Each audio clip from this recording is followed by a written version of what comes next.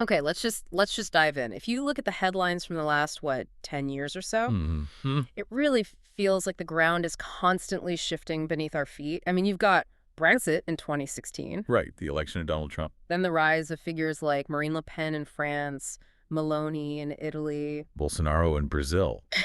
It's this relentless global wave. It is, and the common thread, the story everyone tells, is the revolt against the elites. That's the narrative. It's Yeah. probably the defining political story of our time so far. Right. The people versus the establishment. We're going to drain the swamp, take back control. It's a powerful story. It is. But that's where things get complicated. Complicated is one word for it. Yeah. Because who exactly is leading this anti-elite revolution? Well, they're elites. Exactly. I mean, Yeah. Donald Trump is a billionaire with gold-plated toilets. Boris Johnson went to Eton, which is basically the factory that produces the British ruling class. And Nigel Farage was the city stockbroker. It's this huge paradox. It claims to be for the forgotten man, but the leaders are almost always part of the very group they're railing against. So what's really going on? Is it all just a show? Just one group of elites fighting another? That's the question. And according to the research we're looking at today, especially Hugo Drochon's book, Elites and Democracy, the short answer is, well, yeah. Essentially, yes. Yeah. But Drochon's point, and this is the crucial part, is that realizing this isn't a reason to despair. Okay. In fact, understanding that struggle, that elite-on-elite dynamic, is the only way to really get how democracy actually works. So our mission for this deep dive is to get past the slogans and the rallies and look at the actual machinery of power. Precisely. And to do that, we have to go back in time a bit. We're going to lean on three thinkers who pretty much saw this coming a century ago. The elite theorists, right? Yeah. Gaetano Mosca, Vilfredo Pareto, and Robert Michels. That's them. And they often get called Machiavellians, which, isn't usually meant as a compliment. No, it sounds pretty cynical, anti-democratic even. And they were. They looked at the rise of democracy and basically said, look, let's be honest. The people don't actually rule. They never will. Which is a huge buzzkill. I mean, it flies in the face of everything we're taught about democracy. It does. But the argument in the source material is that this isn't just pessimism for its own sake. It's what they call a pessimism of strength. A pessimism of strength. Yeah. It's about ripping off the Band-Aid to see the wound clearly so you can actually treat it instead of pretending it's not there. And today, we're really going to focus on the first of them, Gaetano Mosca. Because he's the one with the theory of the ruling class that seems to nail that Trump-Brexit paradox. He is, and he lays out a framework for what he calls dynamic democracy. Dynamic democracy, I like that. It's a fascinating idea. It suggests that the key to saving democracy might be to first admit that elites will always rule. All right, let's Yeah. jump in. The harsh reality. And it is harsh. Mosca's central idea, he called it his political doctrine, is that in every society, from a Stone Age tribe to us today, there are always two classes of people. The rich and the poor. Not quite. That's more of a Marxist take. For Mosca, it's simpler. The rulers and the ruled. Okay. The rulers are always, and he stresses always, a minority. They run everything, they monopolize power, and they enjoy all the perks. The rulers are the majority, and they're just directed by the first group. Okay, hold on. That makes sense for a monarchy or a dictatorship. But for a democracy, he's saying government of the people, by the people is basically a lie. He's saying it's a physical impossibility, a delusion. And the reason isn't that elites are smarter or better or anything like that. It comes down to one simple, almost mechanical fact. Which is? Organization. Organization. That's it. That's the superpower. Think about it this way. Mosca says an organized minority of 100 people, all on the same page, will always, always beat a disorganized majority of 1,000 people who can't agree on what to do. That clicks when you picture it. It's like a focused strike team versus a chaotic crowd. Exactly. The crowd has the numbers, but they're just 1,000 separate individuals. The strike team is one unit. They communicate, they plan, they act together. And the disorganized majority is easy to manage. So easy. And you see it everywhere. Corporate shareholder meetings, unions versus non-union shops. Organization just beats raw numbers. Every time. But the elites don't come out and say, we rule you because our group chat is more effective than yours. That wouldn't work. No. They need a story. And that brings us to another one of his huge ideas. The political formula. The political formula, is that like Plato's noble lie? It's very similar.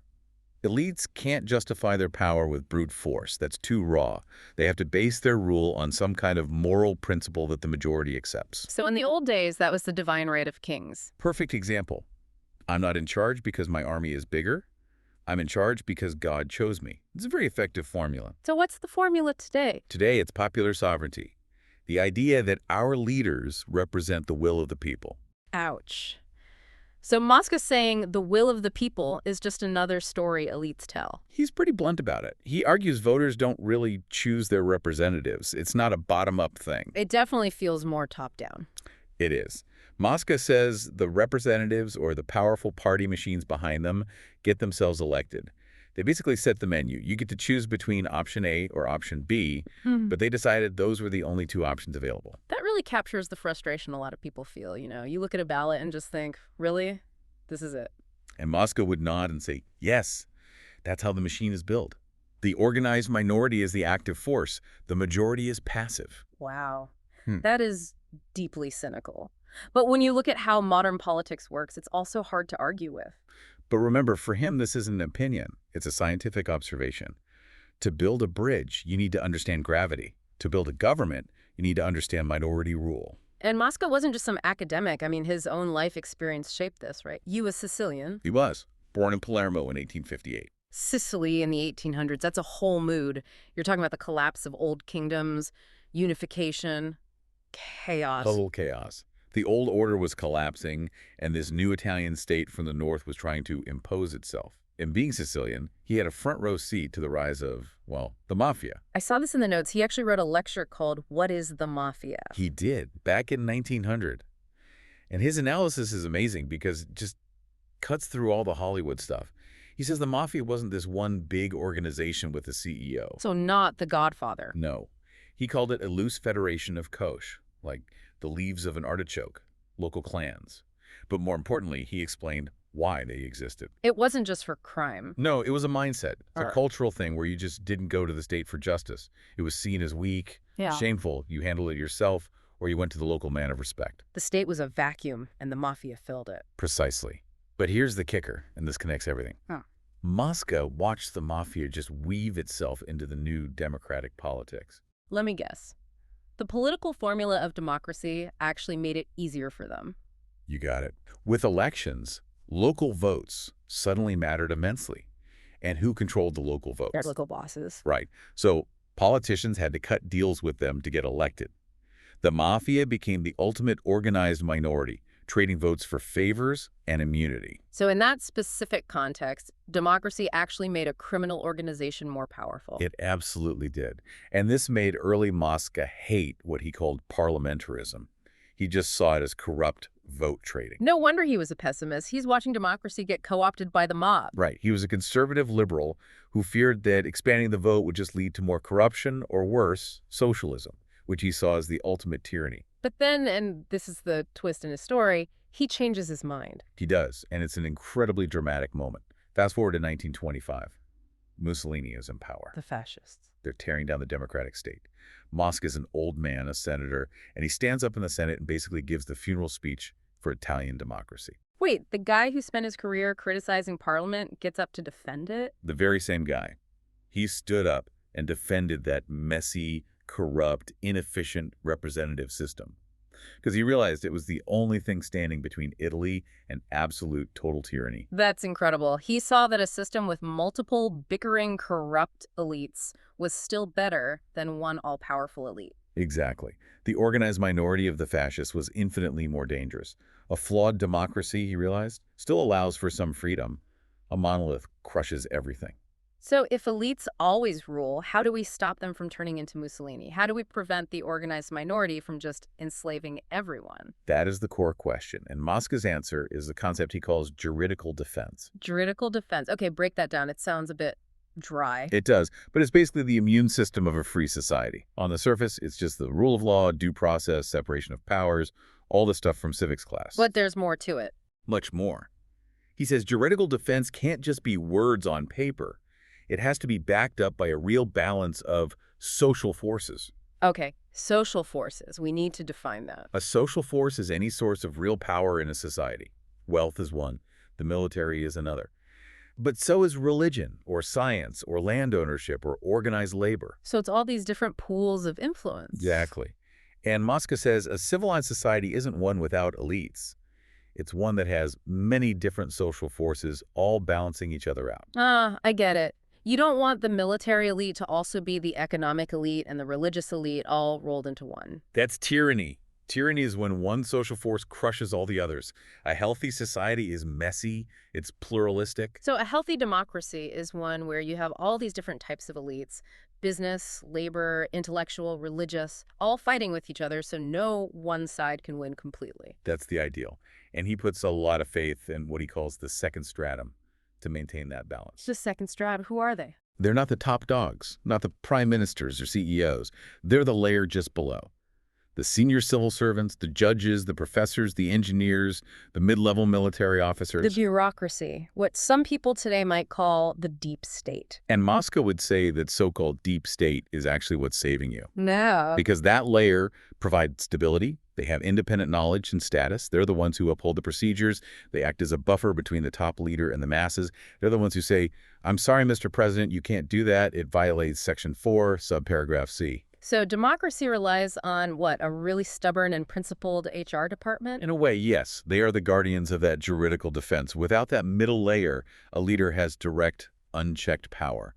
That's totalitarianism. I think we've all seen that play out. When a leader tries to push the boundaries, it's often the boring procedural people who hold the line. It is. Okay, so this brings us back to the title of the book, Elites and Democracy. If the elite always rules, is democracy just a sham?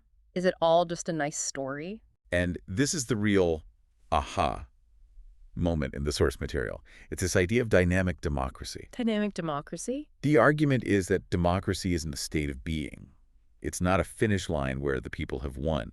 That's a fantasy. Okay. Democracy is the movement. It's the constant struggle of challenging the elite. So it's the process, not the outcome. Yes.